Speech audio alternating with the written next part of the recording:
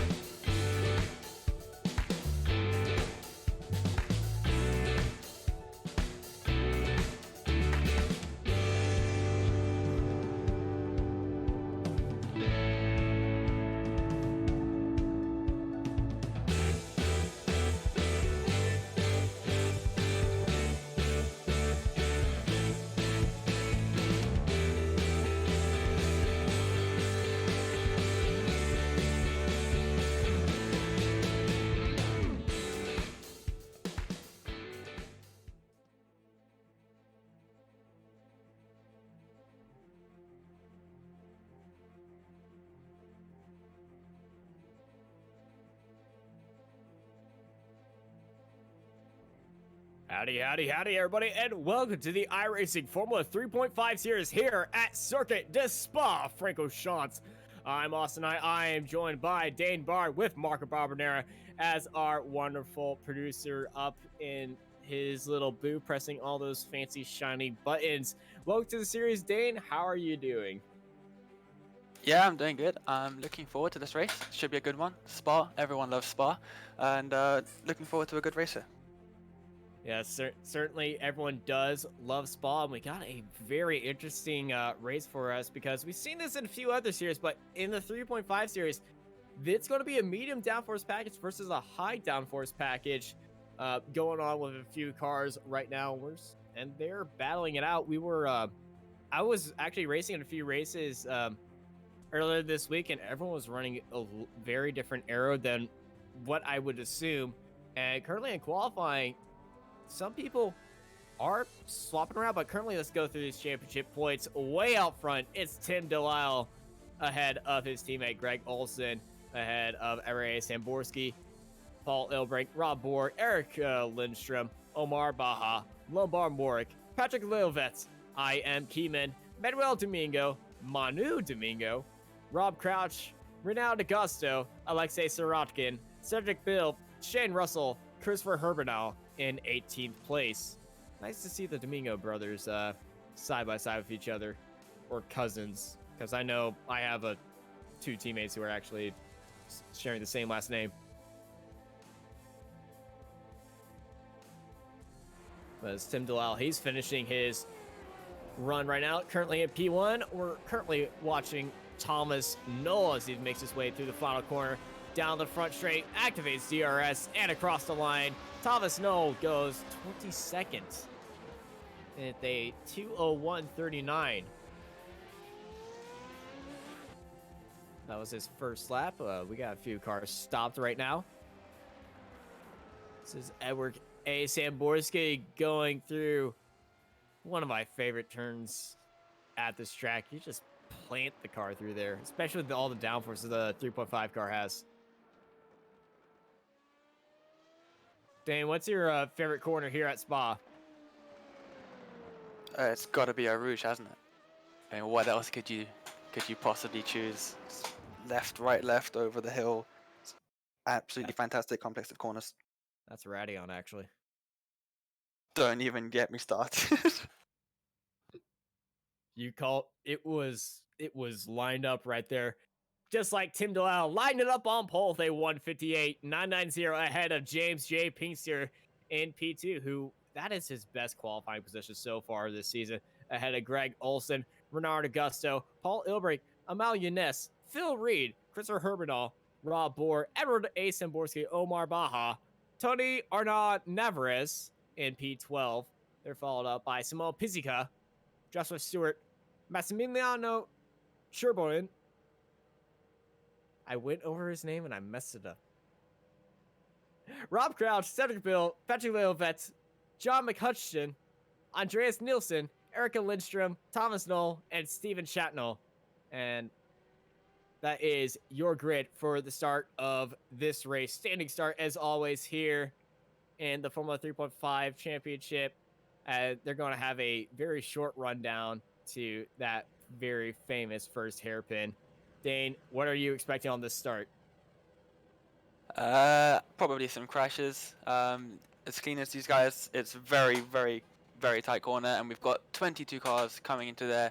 It's going to be tight, and I'm expecting at least 1 or 2 cars to be going off, maybe wide, maybe some contact as well. We'll see. We will definitely see it before I get roasted on how to actually say his name. It's Karobin. I know. Thank you, Marco. I don't think anyone heard that, but he was applauding me. But everyone is lined up and getting ready to go. A few cars are just waiting to come back onto the grid. One car now, that would be Andreas Nielsen. But 2 seconds to go. The lights are coming on, ladies and gentlemen. Oh, we already have a false start with a few cars, but 5 red lights are on, and we are getting ready to go for the Formula 3.5 here at Spa.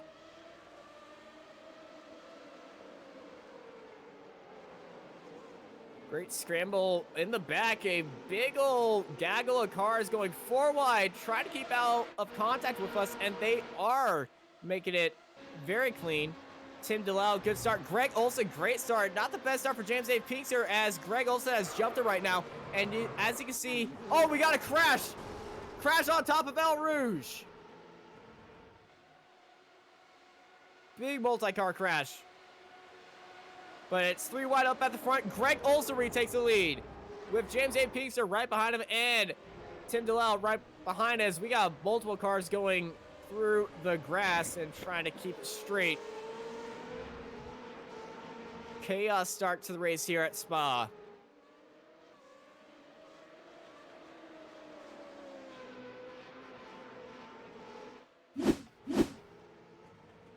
So replay, that would be Karobin being involved as, oh!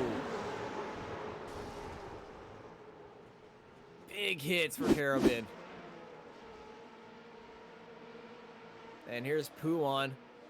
Rob Crouch down the grid, very farther down the grid than we usually see him. And Tim Delisle down in 3rd.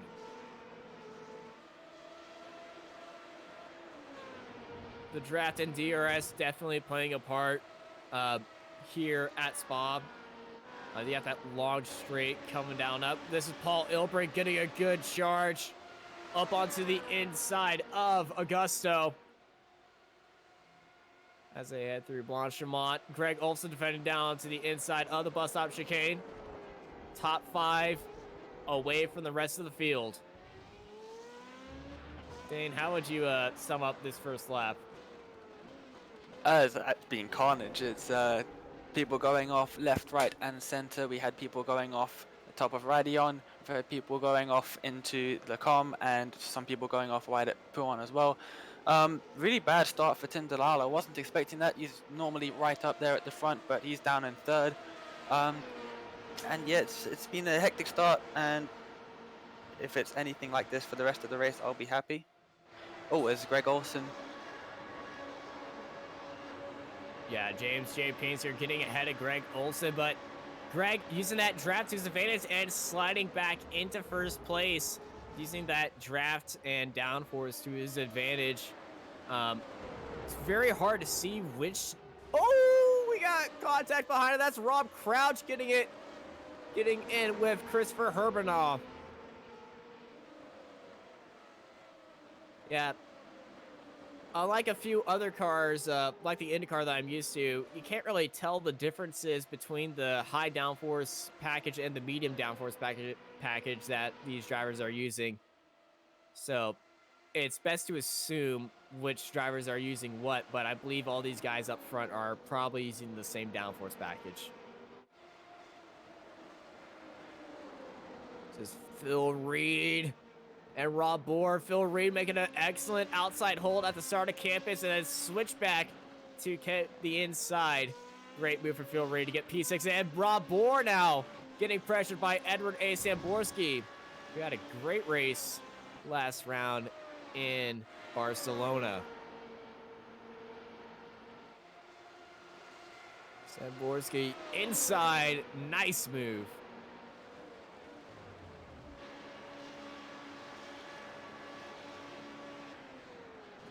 Back for any late charges. There's a big old fight happening right behind him. That's Baja and Crouch. Crouch getting pushed out wide, but Crouch getting it back onto the apex, and he almost parked it there. Omar Baja thought he could squeeze one past, but unfortunately it didn't, and Herbenau's heading into the pits.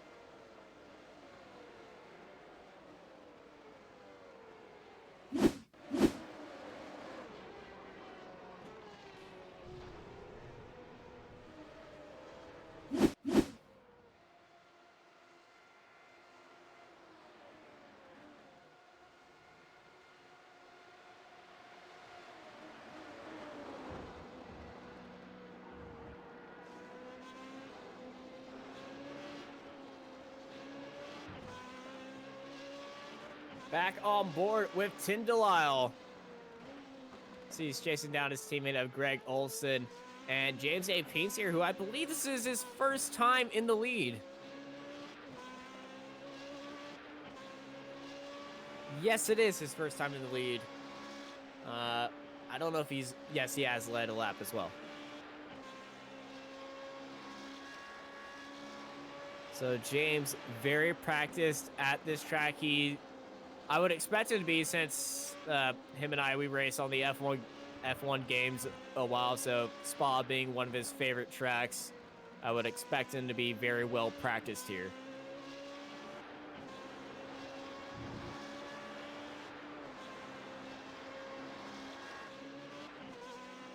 Samborski going off track, almost a bit of contact.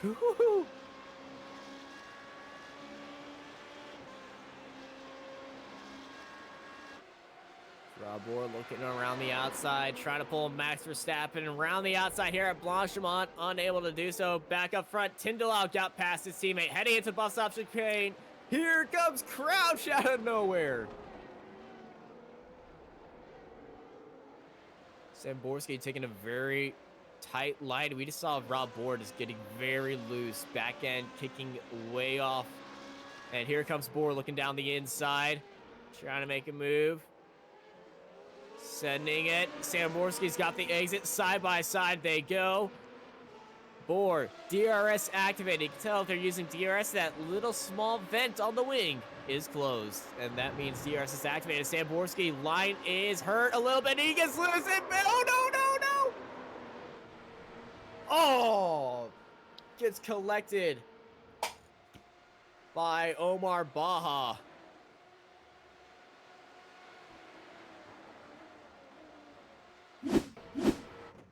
It's a big old crash for Samborski. You see Omar Baja just getting sent in the air. Now, how this happened is Samborski gave room to Bohr. They're side by side heading into El Rouge Radion. I said it. Radion and El Rouge.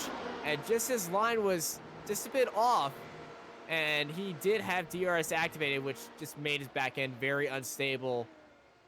And unfortunately, Baja was collected and a few other cars as well.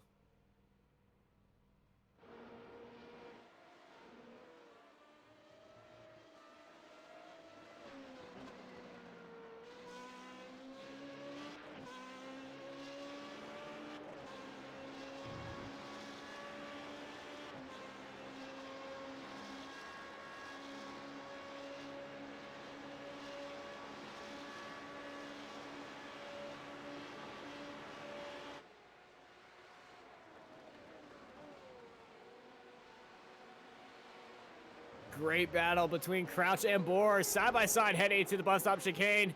And Bohr got ahead of Crouch, but Bohr's very excited on the throttle. We've been seeing his back end kick out. Dane, what are your thoughts? Oh, what the? Well then. That's Amal Younes pointing to the skies as he's caught at the catch fetch. We'll see what's happened here. The two MX-5 cars actually side by side with each other. Younes down the inside and oh, it just comes across and let's ride on board with him.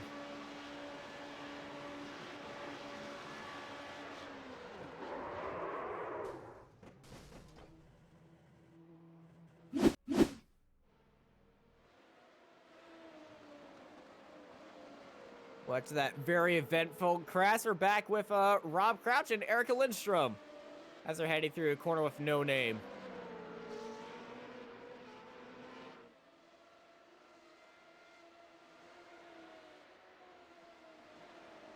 Dane, 5 laps into this race, and you can already see the leading pack starting to pull away from the rest of the people, but this midfield pack is what usually stays the closest together, but actually with all these incidents, they're kind of spread apart. What are your thoughts? Yeah, we've seen quite a few incidents and they all take out a couple of cars, and that leaves some big gaps there, and it's quite hard to close the gaps once you're out of the slipstream because, as you can see, we've got some big long straights here at Spa, and the slipstream really does help and makes a massive difference. As we see Rob Crouch thinking about going past Lindstrom, but he's just not close enough. We'll see, he might come down, make a move into the bus stop. We'll have a look now. He thinks about it, but he doesn't go. It's actually, Lindstrom's run a bit wide. He might have a worse exit. Crouch makes up a bit of time. He might go for a move down to the source.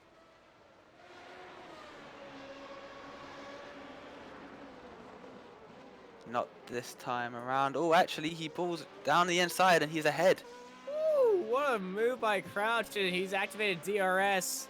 You can tell DRS by that little vent closed down on the rear wing. If you can see through it, DRS is not activated, but if you can't see through it, DRS is activated, and he had DRS!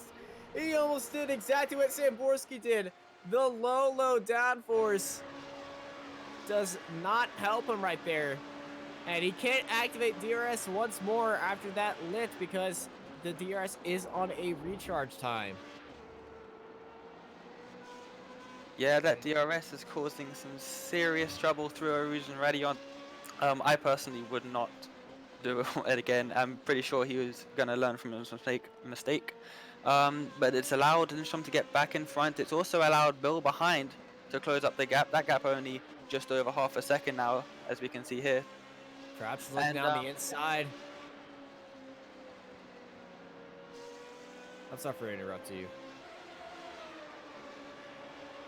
Here comes Crouch though on the exit of Puat heading into campus. He sends it up the inside, and what a move by Crouch. Very late on the brakes. Very dominantly showing Erica Lindstrom who he is.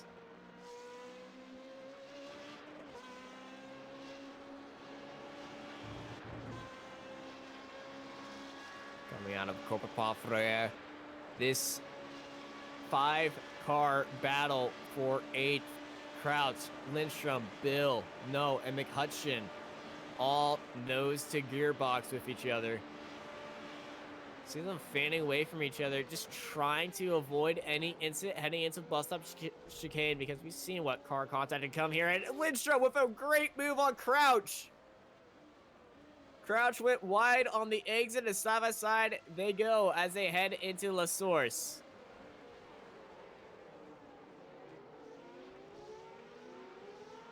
Yeah, he's just got a bit loose there on the exit of the bus stop, and that's left them vulnerable from Lindstrom. We'll see, is he going to go... Crouch has Ooh, activated got a DRS. replay here. Crouch has activated DRS again. And he deactivated it going up. And then he reactivated it. That was something I was not expecting you could do.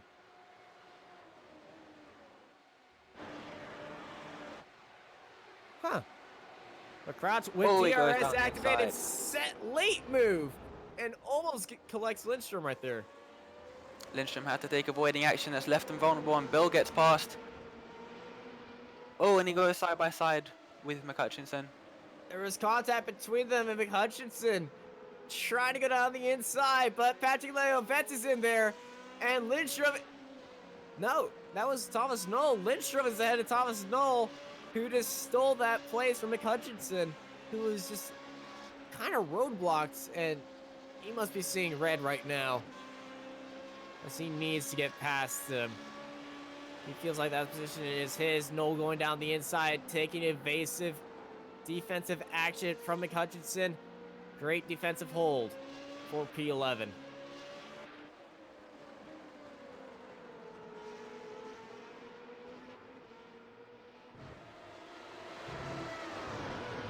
All this scrapping has actually enabled Letevet to catch up to the back of the pack now. He's just about 0.3 of a second behind McHutchinson there. He's definitely in this fight now for 9th position. Bill's managed to gain about a second on Lindstrom, and he's built himself a bit of a gap there, and Crouch is nowhere to be seen. Ooh, Knoll tried to send it up onto the inside of Lindstrom, but Lindstrom with that line is very hard to get past him. You can sure send it onto the apex, but the sudden switchback of the bus stop chicane, Lindstrom going deep into that corner is actually a very great defensive move into the bus stop chicane. No one seemed to get past them except for Cedric Bill and Rob Crouch. Speaking of Rob Crouch, Rob Crouch and Cedric Bill, they completely flown away from this 4-car fight, and they're going side by side through El Rouge and Radion. Patrick Leovette and McHutchinson very safe through there, but almost having a collision. As the two battles in this 4-car pack is battling it out.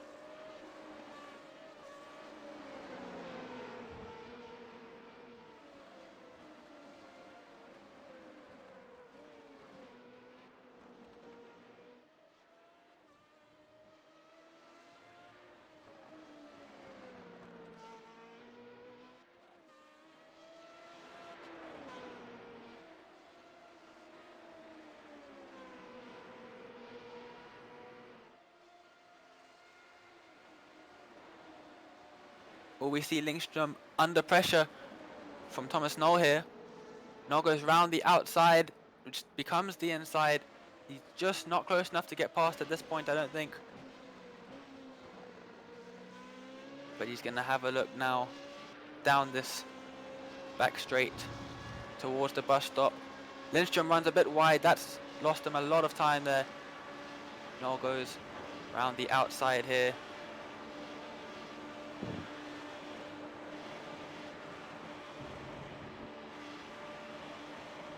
Is he going to go for a move into the bus stop? No, he's going to wait. He runs a bit deep there.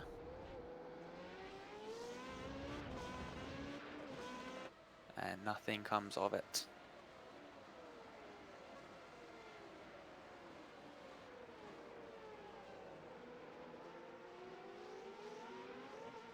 Oh no, we got a big spin. Leovette is in the wall. Big spin on the exit of La Source. Leovette got onto the loud pedal, up onto the exit, and I've done this so many times. Just, oh, big slide and bang into the wall. Very unfortunate for Patrick Leovette, and he does have front wing damage from that.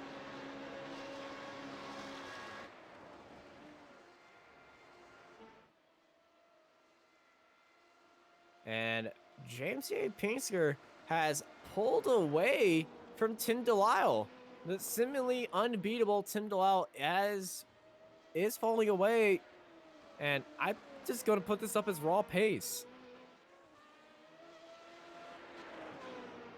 But there's still 10 laps to go. Can Tim Delisle, championship leader, close in on James J. Pinsker?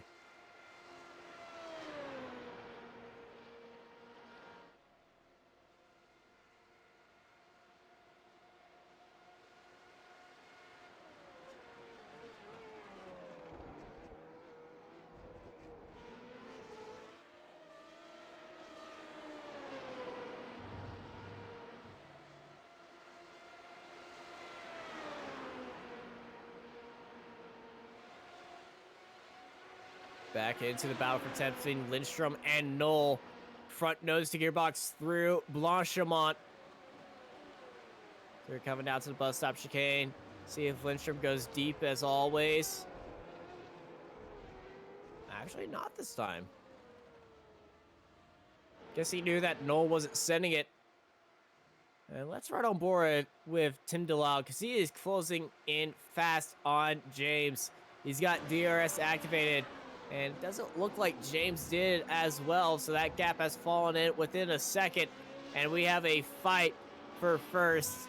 I believe Tim Delisle was just letting James have his fun. And now it's time to collect what's his.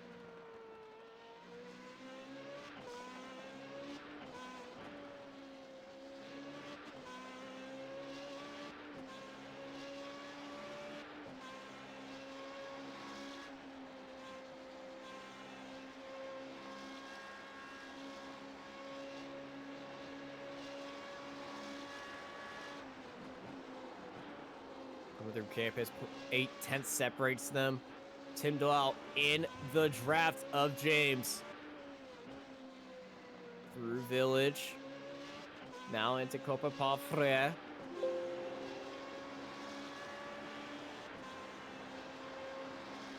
Tim Delisle running in that draft. Closing in on James Pinsker. So we're heading through Blanchimont. Half a second separates them, and Tim Delisle is closing in faster and faster now. What seemed to be kind of written in for James is now brought up into question as Tim Delisle, number 1, is on the gearbox of James J. Pinsker. And in the background, it looks like Paul Ilbreg took a big old slide. He saved it, though.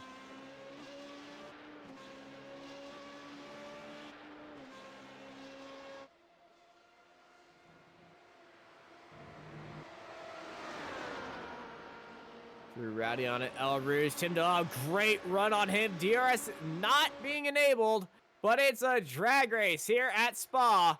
And retaking the lead, it is Tim Delisle.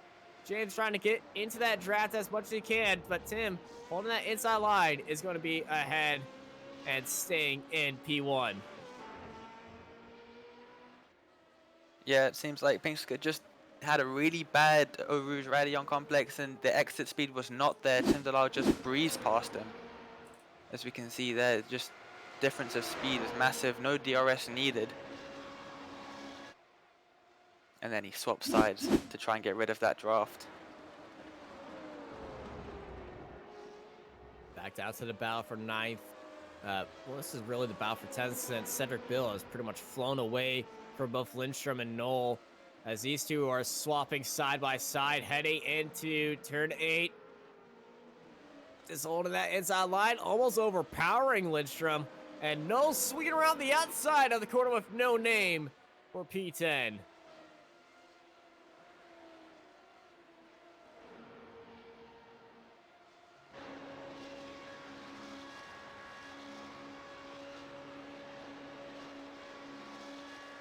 Back up front, we see the closing speed of James.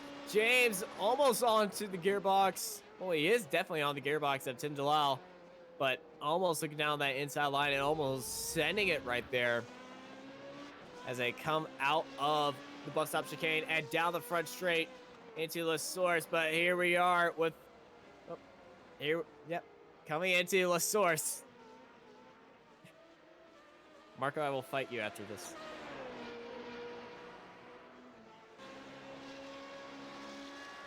Let's ride on board with James J. Pincer as we ride through Rowdy on it, El Rouge. DRS not activated. He don't need that as he's going to swing around the outside. And we're going back drag racing here in Spa as the leaders are swapping positions.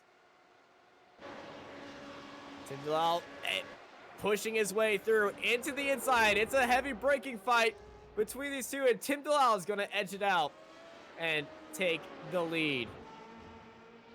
As they came down to the bus stop there, Penske could have probably made a move down the inside there and got the position, but I think he knew that Dalal would just take him straight back after a route. I think that's why he waited down there. So we see a replay of Andreas Nilsson having a bit of a moment. Heart and mouth moment. Big ol' wiggle for Nielsen. This is Erica Lindstrom swinging ahead of Thomas Knoll. DRS assisted. And they're still going at it through Bruxelles. And here comes Thomas Knoll up onto the inside of the corner with no name, but Lindstrom's able to hold him off around the outside. And here comes McHutchinson from out of nowhere. He's going to steal 11th now. And Thomas Knoll, no, McHutchinson, big spin and poo on. He's in the wall. He'll probably have some front wing damage from that one. Very unfortunate. He just stormed through there from Knoll and Lindstrom going side by side for laps now. It's just allowed McHutchinson to bridge that gap. Let's see what happened here. Oh, it's some contact. He's run into the back of Lindstrom there, and that's him into the barriers.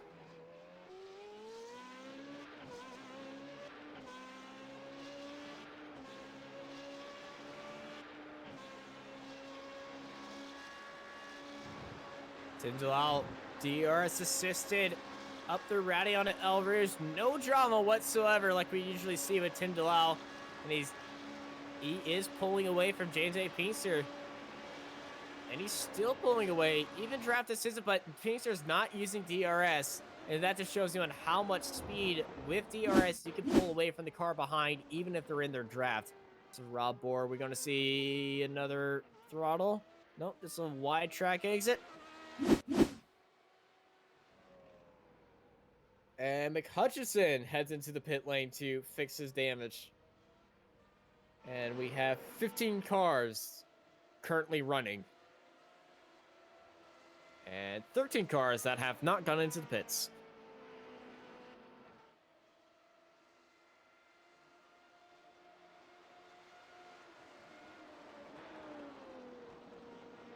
Back up front with Tindalal ahead of James A. Pincer. And let's switch it down to the fighting two between Lindstrom and Knoll, because these guys, when are these guys never dynamite? Honestly. Every time we switch them, they're always scrapping for a battle. They just can't get away from each other. In a good way, I mean. Yeah, they're providing some excellent racing. I'm sure they're enjoying this. 13 laps now. They've pretty much been nose to tail, swapping places. And it's great to see.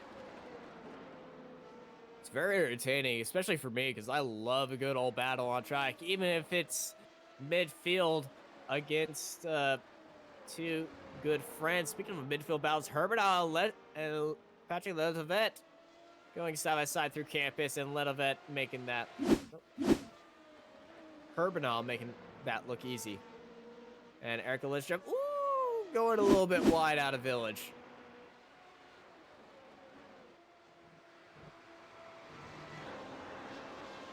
Turn back to the lead, looking back from Tim Dalal at James A. Pincer. 7/10 separate them. DRS not activated for both drivers.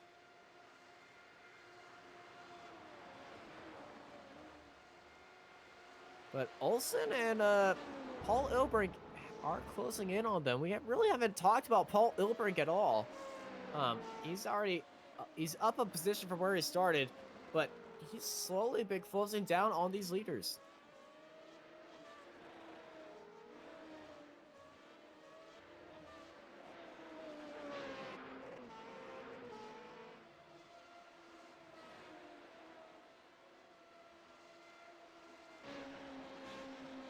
let's ride on board with Paul Elbray as we fly through Puan.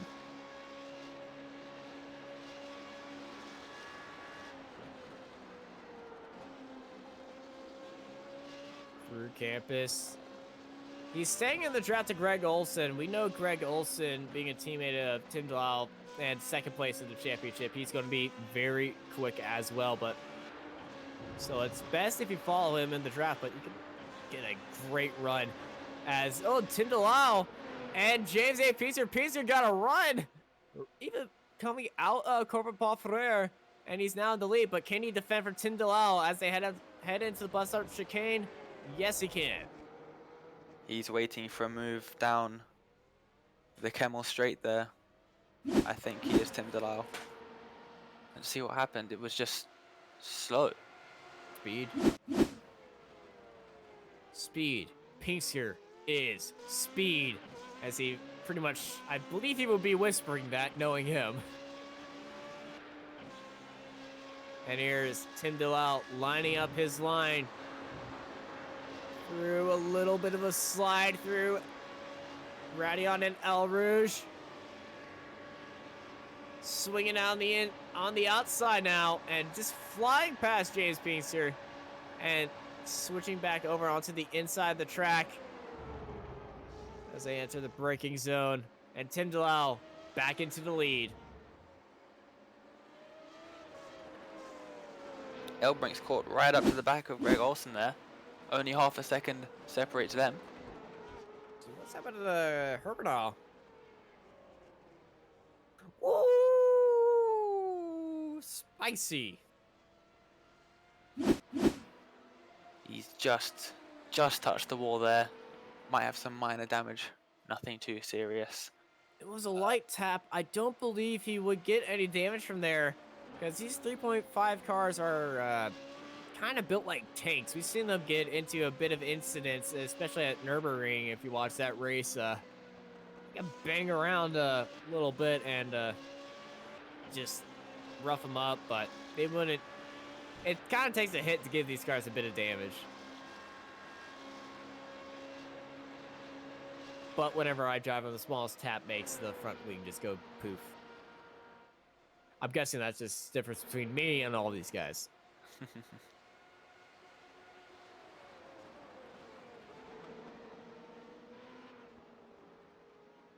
Back to the battle for 10th between Lindstrom and Knoll.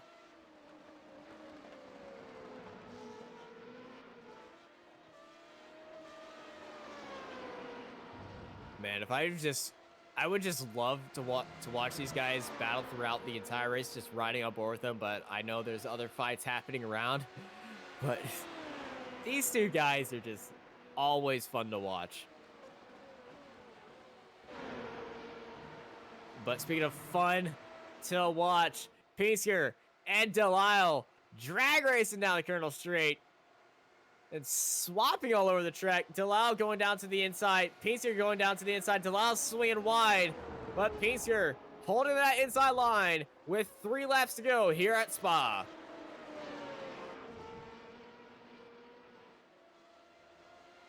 Get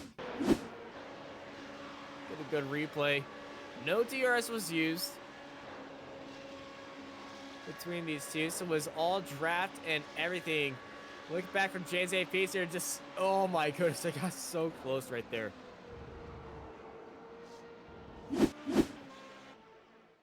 Back live, and Pinsker has pulled out a gap to Tim Delisle.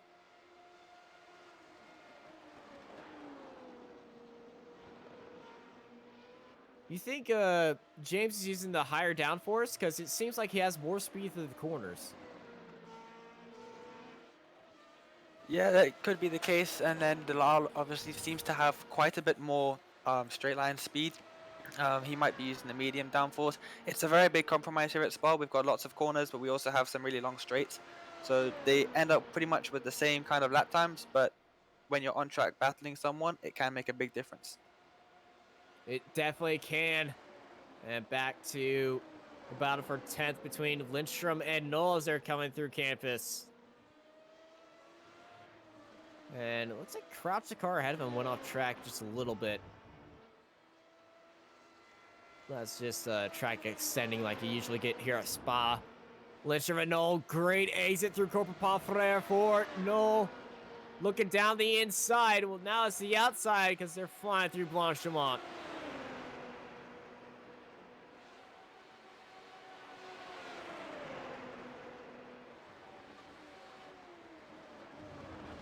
Now these closing laps with just two.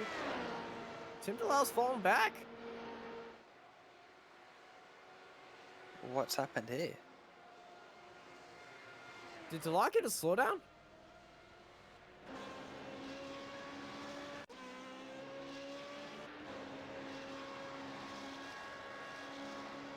Tim DeLisle has suddenly slowed up 3 seconds away from James A. Pacer. And let's ride on board. He's on the back of James. Into the bus stop chicane. The most logical answer no.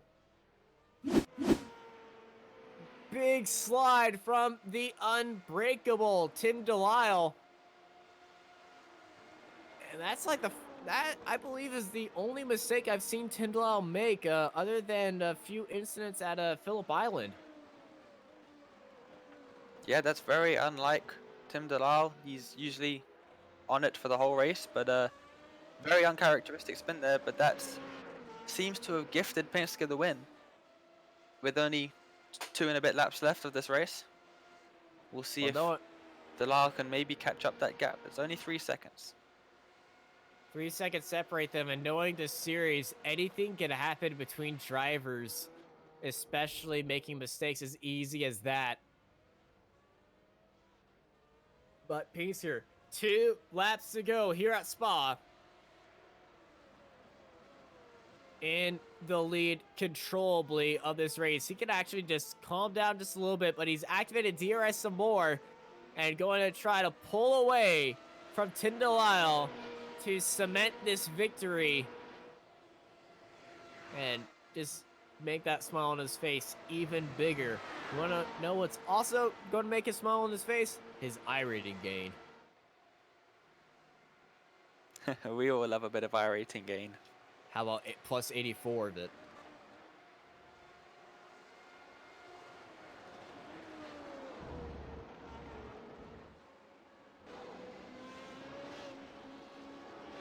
Back on board with Tim DeLisle as he begins his...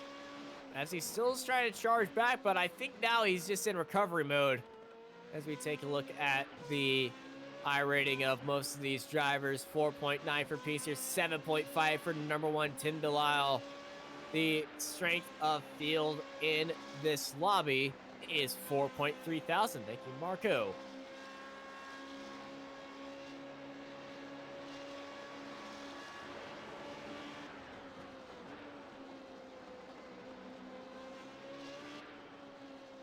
And this is Paul Ilbrink on the back of this battle for second place. He's been in the battle for third with Greg Olson as they're coming through Copa Palfrère with, for not the last time, but the second to last time.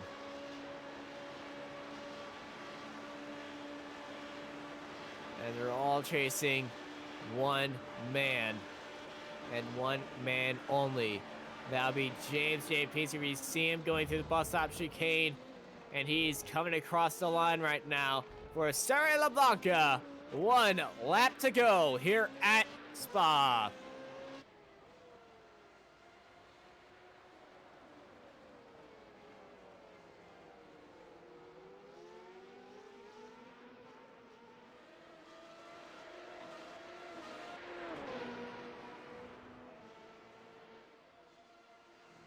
This 3-way fight for P2. Last lap, white flags in the air.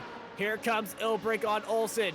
Olson has DRS. Ilbrink is going to swing around the outside through down the Colonel Straight. DRS is activated for both. No. DRS is not activated for Ilbrink, but it is activated for Olson. Olson looking down the inside defensively and maybe offensively as he's trying to chase down DeLisle. DeLisle running away from these scrapping 2 as they're battling out for the last spot on the podium. So they're coming into Bruxelles' turn. Greg Olson started in third. Stayed there pretty much for the entire race. He was in the lead for a while, but now it's Ilbrink and Olsen as Tim Delisle's running away through Puan they go.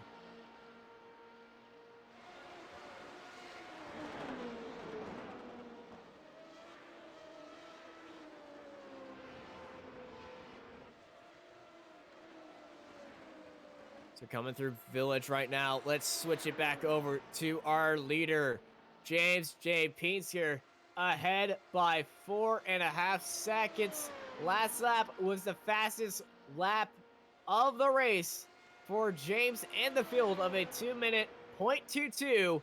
He's got 2 corners to go. Heavy braking into the bus stop chicane. One more quarter, ladies and gentlemen, taking his first win in the 3.5 championship broadcasted. It is James J. Pinsker. We got our drag race for P3. It's going to be Greg Olsen ahead of Ilbrink with Tim Delisle in P2. James is very excited for this win. I can tell, especially with that victory donut.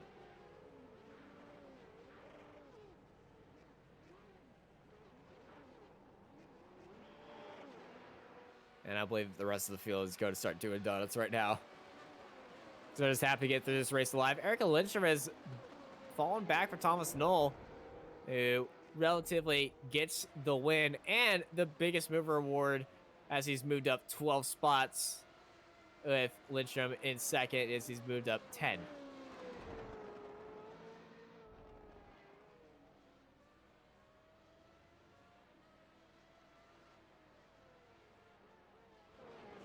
As I think my dog just got on my fence.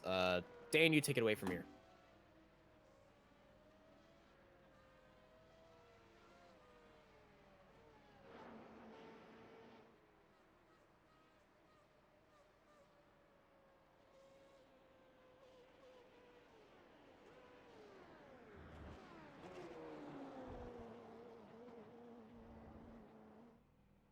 As we see the drivers at the end of the race starting to cross the line, I think it looks like Mike Hutchinson's run out of fuel there at the end.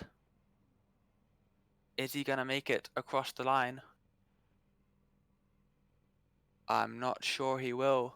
Yes, don't worry. He's home then, so end of the race. Hopefully, yes, he is home safe and sound. Hopefully Austin will come back. But for the time being, Dane, I think we can run through the results. This has been a very, very, very, very entertaining race. Here we go with the results.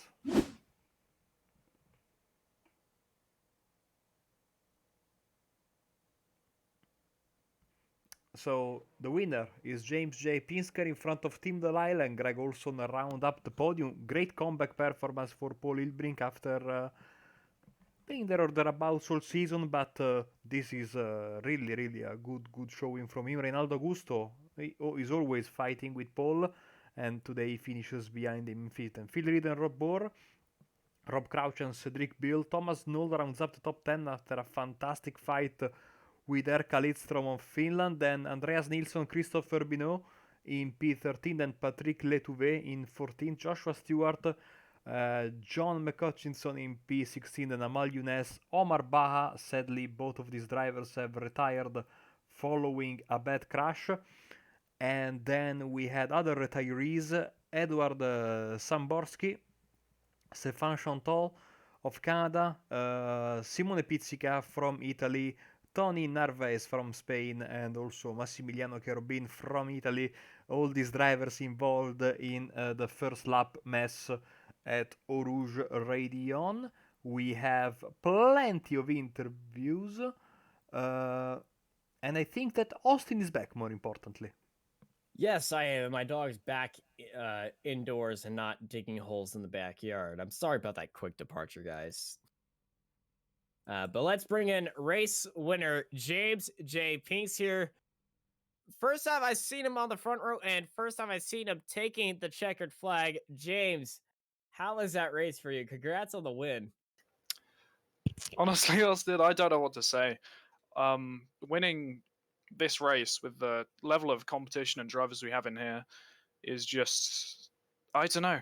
I mean, I don't know if any members of the stream will remember, but I did a couple of races last season in here, and I was always, I was constantly the guy like propping up the field. I was a good like 2 seconds off the pace of a lot of the guys at the front here, but got the car feeling really good this season. Got a new wheel. Been running the car a bit. Feel confident. Enjoyed running this track, and yeah, the pace just came, and I don't know. The race went down. Me and Tim were having an intense battle like all the way through. We swapped positions a few times, but he made that crucial mistake. I'm sure you'll have seen it on the stream in the bus stop. Dropped a few seconds there, and from there it probably looked calm, but it was so intense, man. Driving this car for around Spa when you're battling Tim Delisle for 35 minutes straight is so intense, and I held I held it together, and wow, I don't know what to say. Well, I can certainly say you're going to be enjoying a little bit of the bubbly up there on top of the podium. Uh, and it certainly did look like an intense battle. It was calm, but sometimes calm is fast here. And you didn't have the best start. You did drop down immediately to third, but you brought it immediately back into P2 and into that massive battle. And I did have this question because I did know a few people were using the medium downforce package and then the high downforce package. And I want to know what you were using. I was on the high downforce. I think a lot of people near the front were, because it was just a bit quicker and a lot easier to drive this week. But yeah, really that made a pretty big difference. With the high downforce, the DRS effect, when you use the DRS, you get 4 per race. Oh no, you get 8 per race. I'm sorry. It can gain you literally like a half a second. Say on the back straight. So that's why you would have seen the field like fluctuate a bit in gaps from lap to lap if people are using DRS or whatever. But yeah, I think most of us towards the front were running high downforce. I assume in the second half of the field there was probably a few more people thinking medium. But yeah.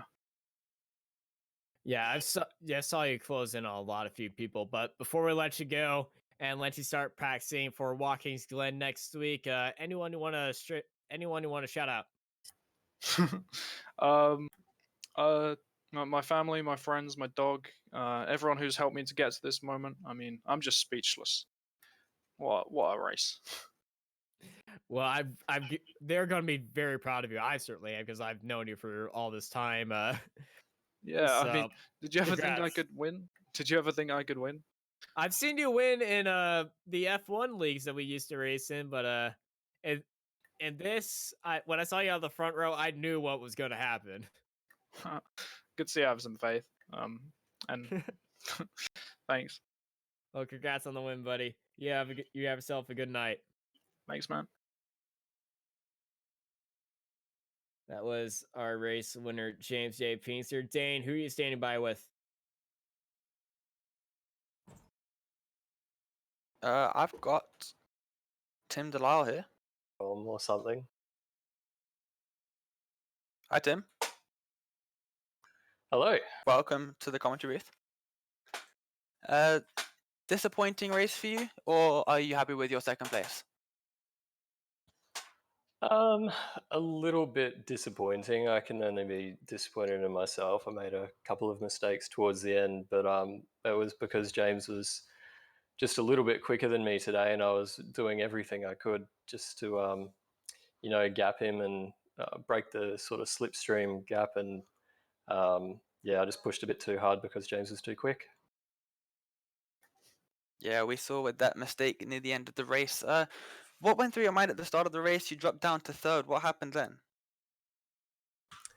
Yep, I knew I did not want to get pole because pole is really just horrible to start here because the slipstream all the way down, through Eau Rouge, down the Kettle Straight. There's nothing you can do to maintain that lead, and it's a bit too risky to use DRS on the first lap through Eau Rouge, so I activated after that point. But yeah, it wasn't enough, so I burned a DRS there that could have been useful later on. And when we were 3 wide, I just decided to give it up. It was a long race, thinking maybe I could catch back up, but it didn't happen.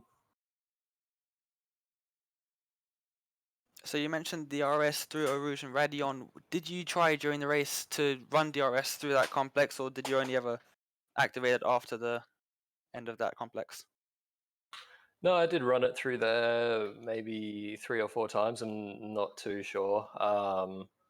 But just the first lap when your tires are cold, it's not a good idea. Once they're up to temp, it's risky. I actually crashed in a league race on the last lap yesterday doing it, but in order to catch James, I just had to take those risks.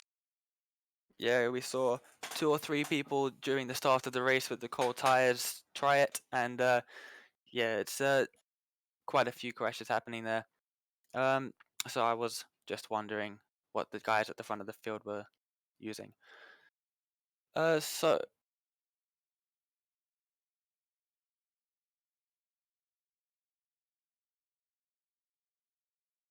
believe his microphone died. Th- Thank you, Tim, for joining us. Before we let you go, anyone you wanted to shout out? Just Team Positive Sim Racing, you guys for the coverage, and James for being a cut above today. It was just too quick, so well. Thanks, man. That was a really good battle. Enjoyed it, man. It was good fun. Well, thank you for joining us, Tim. And next up, we have Greg Olson joining us in the commentary box. Howdy, howdy, howdy, Greg. How are you doing? Good, thanks. I'm drenched in sweat because it's already 32 degrees, but I'm feeling good. Goodness. I know it's hot. I know it's summertime there, right? Yes, it is. Jeez. Well, I guess he could drench that sweat with some good old bubbly because he did finish on a podium after a very heavy battle with Paul Ilbrink. How was that battle?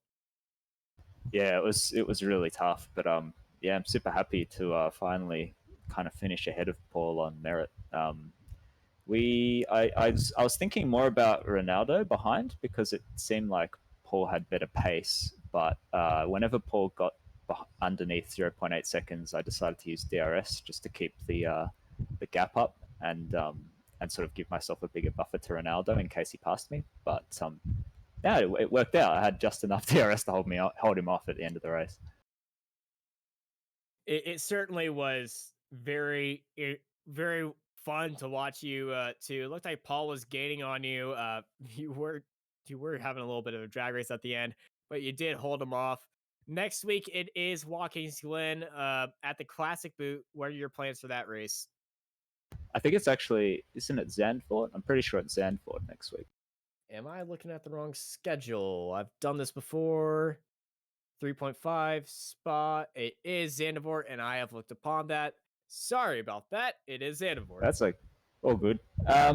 Yeah, I'm not sure. I know Paul's excited for Zandvoort naturally. I raced there once. It looks like it might be tricky to overtake there, but yeah, we'll see. I don't know how it'll go with this tire model because there's some really high speed corners, and I think it's pretty bumpy in places. So if it's anything like the Nürburgring, there might be a bit of pogo. So anyway, we'll deal with that as it comes. All right. Well, we're gonna always like to see what you bring to the table there. Before we let you go, anyone who wanted to shout out? Yeah, just shout out Positive Sim Racing and main sponsor Universidad Isabel Primera and the rest of our partners and all my teammates for all the work they've done getting the car ready for this week and you guys for putting on the broadcast. Well, thank you, Greg.